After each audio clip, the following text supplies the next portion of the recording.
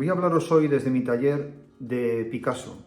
Voy a intentar exponer algo que yo creo que es distinto a lo que normalmente se puede encontrar en la red de Picasso. Es distinto porque está pasado por el matiz, en este caso, de mío, que soy pintor también como él y que llevo pintando mucho tiempo y llevo observando y mirando a Picasso, y quiero compartir algunas reflexiones acerca de este hombre, de este genio, y por qué creo que es tan importante, ha sido tan importante y será tan importante para la pintura. ¿Qué es lo que aportó Picasso? ¿Qué diferencias hay de Picasso en comparación a otros autores? Bueno, muchas reflexiones que yo aquí en mi taller, cuando estoy trabajando, sabéis que es un pintor que también me ha inspirado y creo que todos los pintores a partir de él le debemos. Pero quiero hacer una serie de reflexiones que quizás no la habíais escuchado nunca o normalmente esto no se suele hablar.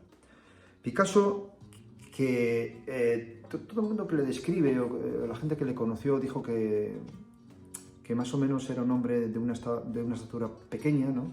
muy fuerte.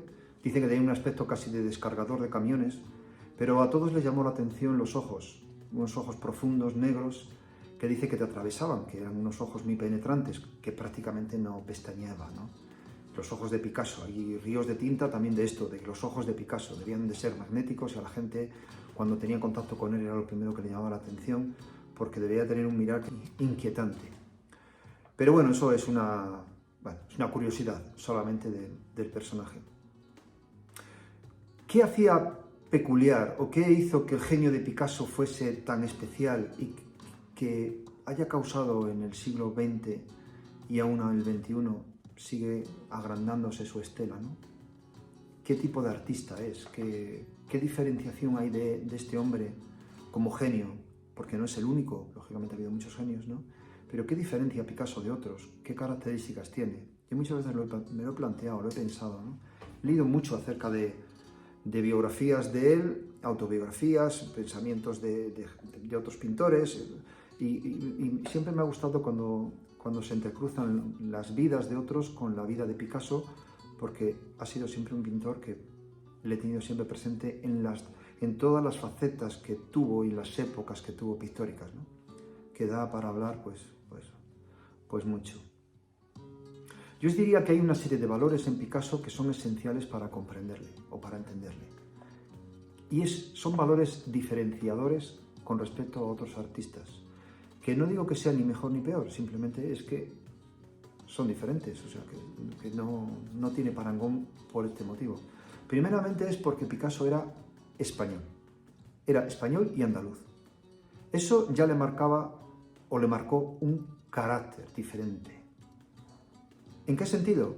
Pues que, como yo también soy español, pero no significa que por eso sea Picasso. No todos los españoles son Picasso, pero sí que Picasso es como todos los españoles, era un español. Y a más de español, también le influyó en su forma de ser, en su forma de concebir el mundo, el hecho de ser andaluz. Y quería remarcaros una serie de puntos diferenciadores con respecto a otras formas de pensar, a otras formas de entender el mundo y todo lo que nos rodea. Picasso, cuando llega a París, se encuentra un mundo en ebullición, en cambio. Entonces, Picasso, por el carácter, como os he dicho, hispano, se enfrenta ante ese mundo pues de forma muy distinta. Impone una forma de pensar pues muy diferente.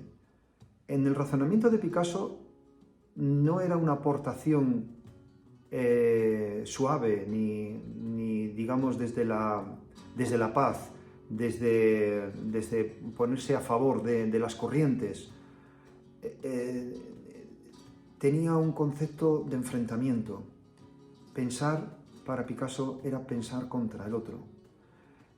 En realidad Picasso era un devorador de todo lo que le rodeaba, como una aspiradora, todo lo asumía, todo lo asimilaba como una esponja dentro lo aglutinaba y luego lo digería. Y salía no una reforma o una mejora de todas las tendencias que había, sino que salía algo distinto, algo diferente, algo que otros artistas venían y lo tomaban como algo nuevo. Si indagamos en todos los movimientos y en todos los cambios que tuvo Picasso en su vida, la forma de digerirlo, de asumirlo, podemos rastrearlo, pero el producto que salía de Picasso era seductor. Y no es que podamos decir, a mí me gusta Picasso, a otro no le gusta Picasso, pues esto es para gustos. No, porque hay algo que sobrepasa todo eso, que es una realidad empírica, una realidad que no tiene discusión. Es que Picasso causaba admiración e imitación, emulaban. Había como un enjambre de artistas siempre alrededor, o de gente que veía que podía sacar provecho de algún tipo a la hora de crear, o incluso a la hora de ganar dinero, que también cuando Picasso empieza a pintar, hay cantidad de gente, de marchantes que se ponen y quieren comprarle pintura, pero ya siendo muy joven. Y no penséis que es que había un marketing, es que el marketing no sale así por metafísica. Es que había personas que veían un poder en él, un potencial para poder ganar dinero también, y por lo tanto apostaban por él. Pero es que luego había otros artistas que estaban alrededor que emulaban y cogían estaban pendientes de todos los cambios que hacía Picasso, pero con 20 años. Era un fenómeno, en ese caso, extraordinario. Pero ¿debido a qué? Debido a que no era el artista que se pone, digamos, a favor de corriente, ¿no? Y entonces empieza a perfeccionar cualquier corriente, sino es que era un hombre que se enfrentaba hacia los movimientos que había de una manera directa. Es decir, en ese momento, por ejemplo, cuando Picasso estaba pintando en París, unos años mayor que él, ya estaba casi consagrado como un artista conocido, Matisse. Y Picasso lo que dice, bueno, pues yo literalmente me tengo que comer a Matisse. Entonces, si Matisse hacía esto, Picasso lo rebasaba. La intención de Picasso era asimilar todo lo que en ese momento estaba haciendo Matisse para sacar algo que resultaba nuevo, que se veía como algo nuevo. Pero ¿era la misma energía que Matisse? ¿Le movía los mismos mecanismos que Matisse? No. Matisse era un hombre casi, vamos a decir, pacífico, con un aire orientalista, metido en un mundo lírico, vamos a decir, ¿no? Y Picasso era un destructor. Picasso era la pintura desde un nivel absolutamente distinto al que tenía Matisse. ¿En qué sentido distinto? Porque Picasso era trágico. Picasso tomaba cualquier cosa y simplemente la destrozaba, la deformaba, la ingería y salía algo que era nuevo, porque lo rebasaba. Cuando yo digo que lo rebasa, ¿a qué me estoy refiriendo? Pues me estoy refiriendo que se mete en tierra de nadie. O sea, Picasso se mete en tierra de nadie. Va más allá. Y después de él, cuando él hace algo, ahí no había estado nadie antes. Y vuelve. Pero no vuelve para coger las mieles de lo que había, de donde se había metido o de lo que había descubierto. Vuelve para enfrentarse otra vez, si no a otro, a él mismo, para volverse otra vez a poner en tierra de nadie. Claro, eso es admirable, ¿no? Es admirable en alguien que realmente está en la búsqueda. Por eso él decía, yo no busco, yo encuentro. En el sentido de que está en la constante búsqueda, pero en el constante encuentro.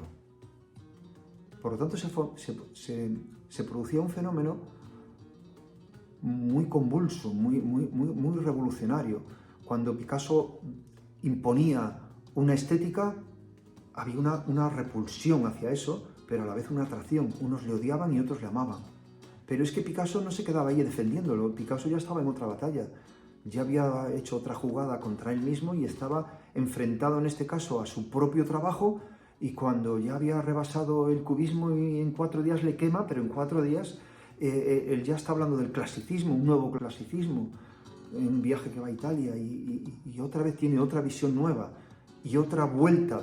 Y claro, hay pintores, pues como en este caso otro español, Juan Gris, que se quedan toda la vida dando vueltas al cubismo. Hacen una obra muy bella, muy genial, mejorada, o vamos a decir, en una palabra, bueno, mejorada, no sé si mejorada, pero vamos a decir más depurada. Pero es que Picasso ya está de vuelta de otro. Pero es que un Picasso con 60 era otro, 70 era otro y 80 tiene como cuatro, vamos a decir, conquistas potentes, y entre conquista y conquista grandes confusiones para la gente que le seguía, porque tampoco era un hombre que decía, bueno, pues yo ya he pasado el cubismo, he pasado el clasicismo, estoy en la pintura ya casi la última impresionista, pero no es así, es que volvía y de vez en cuando te equivocaba y te metía cosas cubistas o cosas de épocas anteriores, con una visión, como os dije al principio, absolutamente andaluza y española. Digo andaluza por un barroquismo. El barroco está más vivo, es quizás el sitio de España que está más vivo. Allí tenemos el barroco, que hay unas connotaciones y unas características que tiene este arte. Está más vivo en Andalucía que en ningún sitio, y él vivió en Andalucía toda su niñez. Era lo trágico del barroco, la vida y la muerte. La vida como canto supremo y belleza suprema, pero que está muy pegado la muerte, como lo podemos ver pues en la Semana Santa. El Dios cristiano es un Dios que muere en una cruz. Hay alegría y hay drama, dice, como decía Lorca que la muerte en España era más muerte que en ningún sitio del mundo, ¿no? Para entender a Lorca y Picasso son muy semejantes, son dos andaluces. Era la visión de la tragedia y de la vida. Es un canto a la vida y a la tragedia al mismo nivel. Picasso en París impone una estética pues, de la piedad, esa mujer que llora con un pañuelo, de ese desgarro que tenía muchos temas de Picasso. Eso era algo inaudito, inédito en esas culturas, porque eso era muy español. Los toros, el canto a la vida en una plaza, símbolo del mundo, el toro como la realidad que hay que torear, el torero que tiene que estar bailando ante el toro, y que en ese juego y en ese baile haya una unidad y se cree una belleza, pero que está en tris de aparecer la tragedia, la muerte, y que trunca esa belleza. Yo qué sé, ahí aparece aquel escrito tan bello de Lorca, del duende, ¿no? Que el duende no son las musas. El duende tiene que estar cerca, es muy poético, tiene que estar cerca la tragedia. Cuando está la tragedia muy cerca y está cerca la muerte, aparece el duende y entonces aparece la belleza suprema. Yo os digo cosas así un poco cogidas como resonancias, porque si no sería muy lioso para explicar por mi parte y también quizás para entenderlo. Casi os pido un trabajo de intuición para poder entender lo que os quiero decir, que es un carácter muy distinto, muy diferente a lo que podía verse en ese momento, en ese París, con otros genios y otros autores, ¿no? Como Chagall ruso, como Modigliani italiano, como Matisse francés, pero es que Picasso español, como le decían, porque le decían el español, ¿no? Ahora que os menciono a Chagall, que decía, ¿qué te parece Picasso? Y decía, Picasso, como todos los españoles, es un poco torero. Es un poco torero. Independientemente que a un español le guste o no le gusten los toros, sea o más o menos creyente, o sea más o menos católico, que católico pues por cultura lo somos todos, aunque no creas, pero es que pasa lo mismo, es que nuestra cultura, para bien o para mal, está impregnada, está atravesada por una serie de razonamientos, una forma de conformación del cerebro que se produce o puede producir un genio tan batallador, tan impulsivo, como Picasso. Tan ave fénix que renace de sus propias cenizas como Picasso. La música en España no es normal, no es la música de otros sitios y menos de Andalucía. La música no es la música bella para entretenernos y que nos evoque en los momentos de paz. La música en Andalucía es el flamenco. En ese momento Picasso era aficionado también al flamenco como a los toros. Concebía su música como tragedia también, como canto de la vida, pero muy cerca la tragedia, el drama, la expresividad que tiene el flamenco. También lo tiene la pintura de Picasso. ¿No observáis que la pintura de Picasso no tiene la belleza sutil y la delicadeza del arte oriental, por ejemplo, que está en las antípodas, por ejemplo, de Picasso? Tiene la belleza casi de la fealdad, está tocando casi la fealdad. Cuando Picasso, que él era muy como cínico, vamos a decir, era cínico, era un gran cínico también, ¿no? Y cansado ya, que le decían que pintaba como un niño, y eso se entiende mal, y le decían, es que usted pinta como un niño. Él en una entrevista que le dieron dice, yo a los 12 años pintaba como Rafael. Dice, he tenido que estar toda mi vida pintando para tener ahora 80 años y pintar como un niño. Claro, ríos de tinta también porque es bellísimo. Esa expresión se puede entender como algo ingenuo, que qué belleza a los niños, no tiene nada que ver con eso, entenderlo. Picasso no pintó, ni tuvo la idea nunca jamás de pintar como un niño. Picasso nunca pintó como un niño. Ningún niño en el mundo pinta ni dibuja como Picasso. Para dibujar y pintar como Picasso tienes que haber hecho y tienes que ser primero un genio y tienes que haber hecho un trabajo inmenso de dibujo y de pintura y de comprensión y haber quemado etapas de la vida y para poder tener esa maestría. Todos los artistas y todos aquellos que realmente pintamos y dibujamos nos damos cuenta que eso no lo puede hacer un niño de ninguna de las maneras. Si decían de él que su personalidad era imponente porque sus ojos te penetraban, porque eran unos ojos especiales y negros, no os digo nada de su pintura.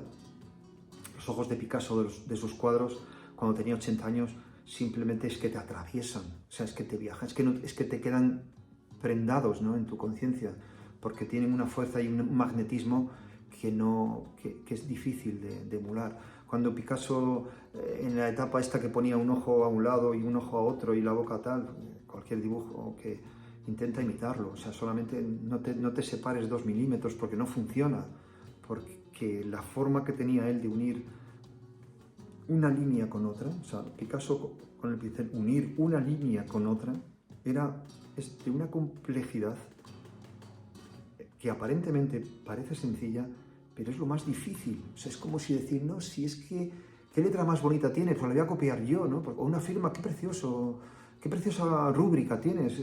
Simplemente es una raya, es tan sencilla, lo voy a hacer yo. No lo puedes hacer, pero no puedes hacer ni la del, yo qué sé, ni del amigo que tienes al lado, porque si es suya y no lo puedes imitar. Un dibujo de esos que él ponía el lápiz y de forma seguida hacías y terminaba en la línea que había empezado sin levantar el lápiz, con esa belleza y esa delicadeza y esa armonía que al final veías que era un dibujo absolutamente armónico y que es de Picasso.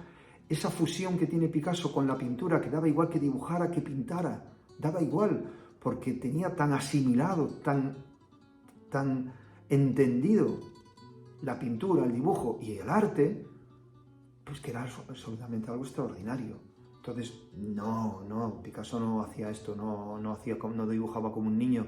No tenemos que tener esa ingenuidad de creernos eso.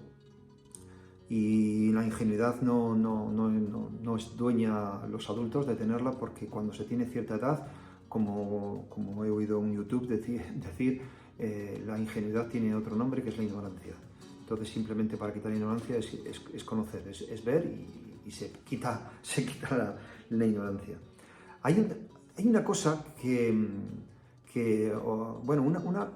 una forma que tenía Picasso de hacer su trabajo y de trabajar, que yo creo que también es única y ha pasado desapercibido a los que hablan de su trabajo y de su pintura, y no le han dado la importancia que yo creo que tiene, y creo que es básica y total. Aparte del concepto este que os he dicho tan importante, de la característica de ser español y ser andaluz, y por lo tanto tener la cultura hispano-grecorromana que tenemos nosotros, todos los hispanos, Picasso tenía una forma de trabajar que no diferenciaba el cuaderno del lienzo. Fijaros y hacer este ejercicio que os voy a decir, esta postura esta observación que os voy a dar. Fijaros y ver un Picasso pequeñito, o sea, un Picasso de una libretita, a un Picasso de un lienzo de 2 metros. En realidad no hay diferencia. O sea, Picasso no utilizó nunca el cuaderno, que tenía cientos, por no decir miles de dibujos. No utilizó nunca el cuaderno de una manera diferente a cuando se enfrentaba a un lienzo. O sea, era lo mismo. Picasso cogía un cuaderno, hacía un dibujo con unos lápices de colores, unas ceras, una aguada, un dibujo solo, un rasgo con 4 óleos, un pegado, un papel, tal.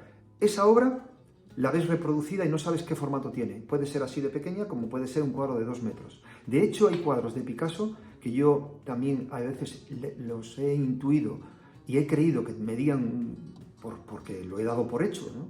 He dado por hecho, yo que sé, tiene una maternidad clásica, que detrás ahí está el mar y es una mujer muy voluminosa que tiene un niño, que os lo voy a poner aquí, un niño en las manos. Y me daba, bueno, yo siempre pensé que ese cuadro medía 2 metros. Y resulta que es un cuadro como una estampita, no tiene nada. O ese famoso cuadro de ellas de unas mujeres que van corriendo por la playa, unos grandes volúmenes con las manos abiertas. Pensé que era un cuadro, podría ser un mural, podría tener 10 metros de ancho. Y es que es un cuadro así. Pero también al contrario, es que hay cuadros que dices, bueno, pues este cuadro será de un dibujo, será de un cuaderno, una cosa rápida, ligera. Este que tengo aquí creo que es enorme también, pero yo le veo y digo, bueno, pues estará sacado de una libreta, y resulta que es un cuadro de 2 metros. Es decir, que Picasso no diferenciaba cuando estaba sentado en el sofá y estaba trabajando y fumándose un cigarro, y cuando estaba de pie, que ponía 4 colores en un periódico, que es donde era su paleta, y estaba pintando una tela de 2 metros. Su trabajo era uno.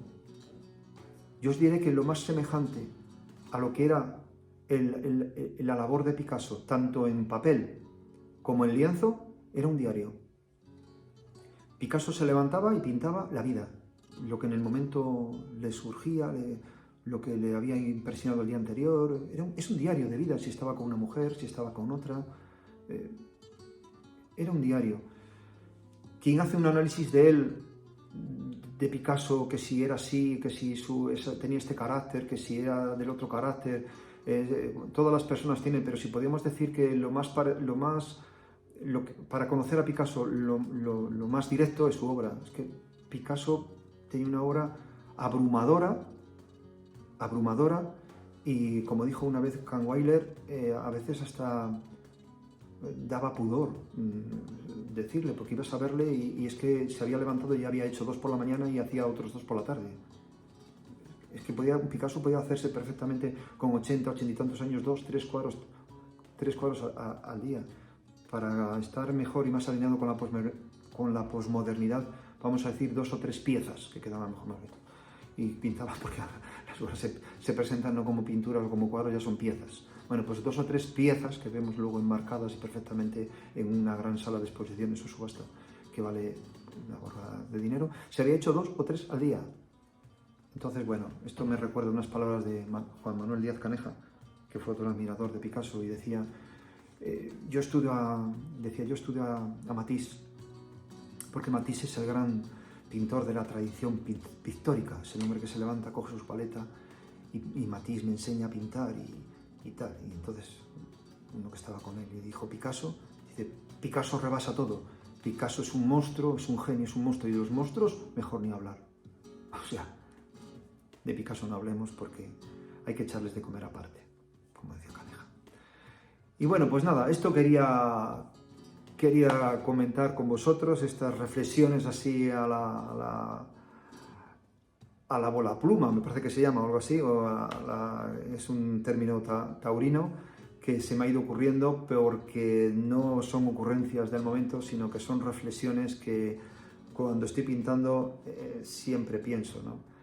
Y bueno, deciros que después de Picasso todos debemos a Picasso, e incluso los artistas más influyentes, fijaos lo que os voy a decir, son deudores de Picasso. Estoy acordándome de Bacon, que creo que es uno de los artistas más influyentes del siglo XX también junto con él, pero dice que solamente pintó porque descubrió a Picasso, que empezó a pintar tarde, por cierto.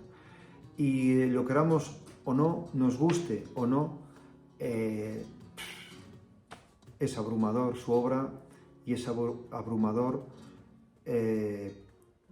la influencia que ha tenido en las artes. Así que nada, amigos, os dejo, sigo en mi taller y hasta la vista.